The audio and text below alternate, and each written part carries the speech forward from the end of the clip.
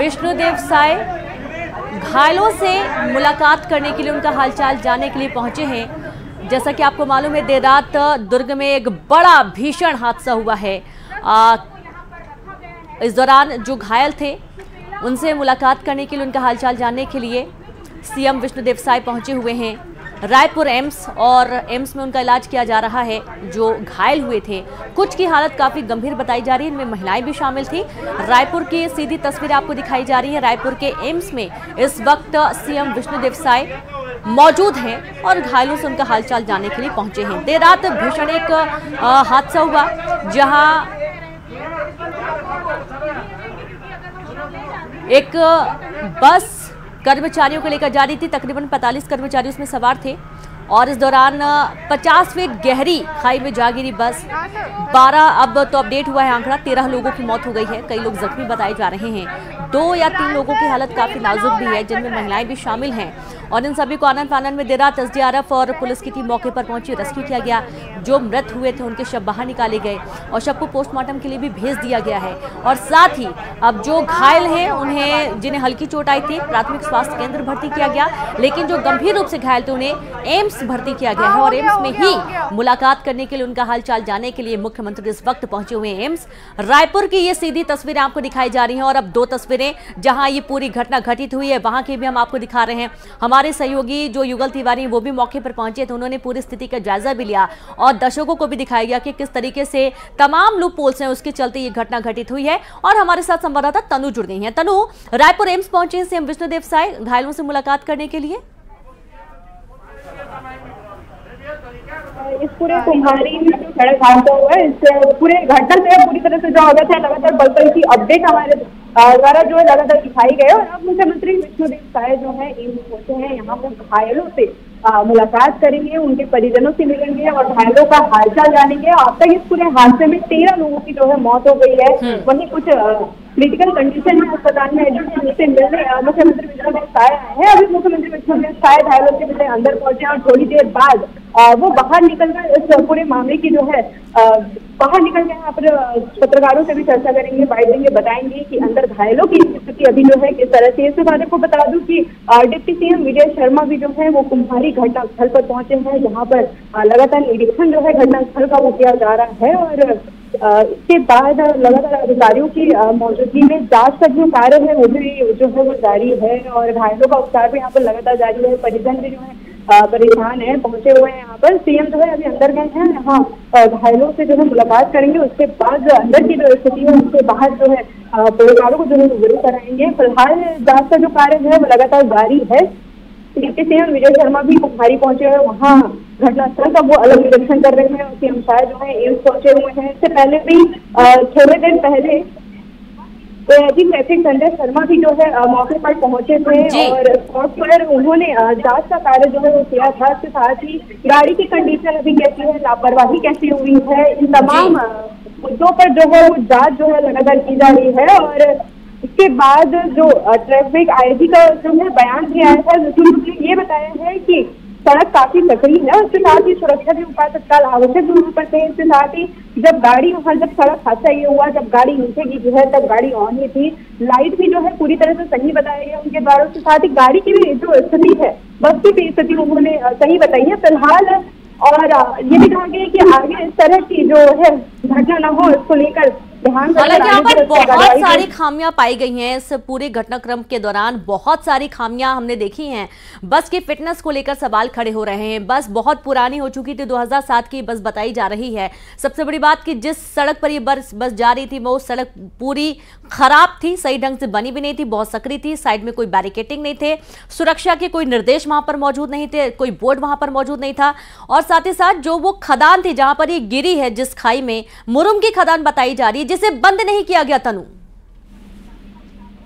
जी बिल्कुल, ये तमाम जो पहलू है उनसे कल ही हमने आपको अवगत कराया था। तस्वीरें भी हमने लगातार दिखाई थी कि किस तरह से उस रास्ते पर काला अंधेरा होता है, रोशनी की कोई व्यवस्था नहीं की गई है। साथ ही जब वहाँ के आसपास के लोगों से बातचीत की गई तो उन्होंने बताया भी था कि यहाँ पर पहले भी हादसे जो है हो चुके हैं, लेकिन उसके बाद भी सुरक्षा को लेकर वहाँ पर कुछ पुख्ता इंतजाम और व्यवस्था जो है वो नहीं की गई है। सभी सड़क है मुरुम की और उसके बगल में रेली भी जो है वो नहीं बने हुए हैं। तो ये तमाम सुरक्षा व्यवस्था को जो है पहले भी हादसे होने के बाद नजरअंदाज किया गया, जिसके बाद शुरुआती जांच पर लोग यही जो पहले हादसे हुए उनको नजरअंदाज किया जाना ही सबसे बड़ी लापरवाही है और उससे भी सबक नहीं लिया गया और अभी एक बहुत बड़ी घटना सामने आई है। तकरीबन कितने ऐसे लोग हैं जो गंभीर रूप से घायल हैं तनु?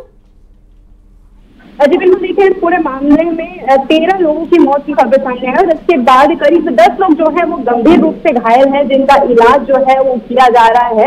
और कहा जा रहा है शुरुआती जांच के दौरान जो है बस में 27 कर्मचारी जो है वो सवार थे। इसको लेकर जो road safety chairman Sanjay Sharma भी थोड़ी देर पहले जो है स्पॉट पर पहुंचे थे, उन्होंने बस की स्थिति का जो है पूरी तरह से जायजा लिया है, चेक किया है। उसके बाद शुरुआती तौर पर उन्होंने ये जानकारी दी है कि बस चालू हालात में था और प्रत्यक्षदर्शी ने ये बताया वहाँ पे कि गाड़ी जब नीचे गिरी है तब भी बस जो है वो स्टार्ट था, लाइट भी जलती थी। पहले हमको ये जानकारी मिली थी कि वहाँ पर बस की जो है वो लाइट नहीं जल रही थी और जब वो कंपनी से बाहर निकली तब लाइट नहीं जली थी। उसके बाद ही कंपनी के द्वारा उसको रोका नहीं गया था, लेकिन रोड सेफ्टी चेयरमैन का कहना है कि बस की लाइट जो है वो जल रही थी और बस की स्थिति भी उन्होंने बताया है कि पूरी तरह से ठीक नजर आ रही है। बाकी उनका कहना है कि पेपर और डिटेल देखने के बाद उसका जानकारी इस मामले में। एक चीज और स्पष्ट करिए, क्या ये भी जानकारी मिल रही थी, ऐसा भी अंदेशा था, शक था कि जो ड्राइवर था वो नशे की हालत में था?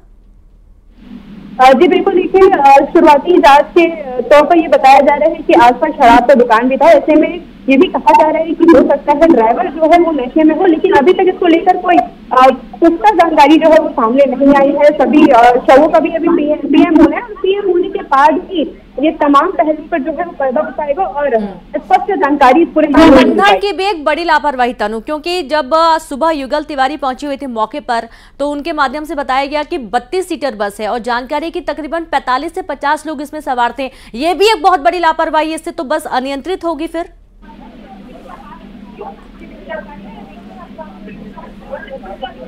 जी बिल्कुल, देखिए पहले ये जानकारी आई थी कि बस में 40 से 50 जो कर्मचारी थे सवार थे, लेकिन रोड सेफ्टी चेयरमैन उन्होंने बताया है कि भैया ने बताया कि 27 कर्मचारी जो है पूरे मामले में जो है वो बिल्कुल, यानी कि इस बस में जितनी संख्या पहले सामने आ रही थी कि 45 से 50 कर्मचारी सवार थे, ऐसा बिल्कुल भी नहीं है। कम संख्या थी इसमें कर्मचारियों की जो कि इसमें जा रहे थे। कुम्हारी से भिलाई जाते समय यह हादसा हुआ। तकरीबन 9 से 10 बजे के बीच में बस पलट गई, खाई में जा गिरी और इस दौरान आप देखेंगे जो टिफिन लेकर जाते हैं कर्मचारी, अपना सामान लेकर जाते हैं, वो अस्त व्यस्त पड़ा हुआ है। बस चकनाचूर हो गई है पूरी तरीके से, सीटें उखाड़ कर यहाँ पर जो जख्मी थे उनको निकालना पड़ा। यहाँ तक कि जो ड्राइवर था वो इतनी बुरी तरीके से जख्मी हुआ था कि वो गुहार लगा रहा था, मिन्नतें कर रहा था कि उसको बचा लिया जाए। लेकिन दुखद ये है कि उसकी भी इस घटनास्थल में घटना के दौरान, इलाज के दौरान उसकी मौत हो गई है और 13 लोगों की मौत का आंकड़ा पहुंच चुका है। अभी तक 12 ही आंकड़ा बताया जा रहा था, एक और घायल की इसमें मौत हो गई है, 10 गंभीर रूप से घायल है। तनु हमारे साथ लगातार जुड़ी हैं। तनु, अब हम ये भी देख पा रहे हैं कि प्रबंधन की तरफ से प्रबंधन का विरोध हो रहा है। जो मृतक है उनके परिजन, जो घायल हैं उनके परिजन लगातार विरोध कर रहे हैं। यहां तक कि जो फैक्ट्री उसको बंद भी कर दिया गया है अभी।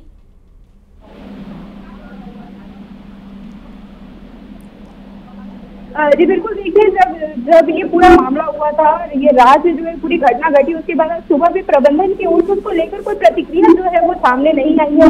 साथ ही कर्मचारियों की सुरक्षा पर भी प्रबंधन के द्वारा कोई ध्यान जो है वो नहीं दिया गया है। पहले प्रारंभिक तौर पर यह जानकारी सामने आ रही थी कि बस की एक लाइट खराब है, ऐसे में जब बस कंपनी से बाहर निकलती है तो आखिर कंपनी के द्वारा उसको रोका क्यों नहीं गया। इसके साथ ही जब हम भी कंपनी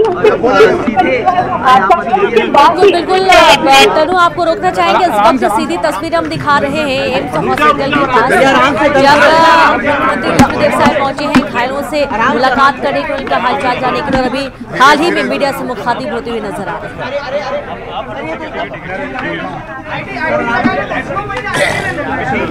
बाद में ले लेना, बाद में ले लेना ट्रांसफर।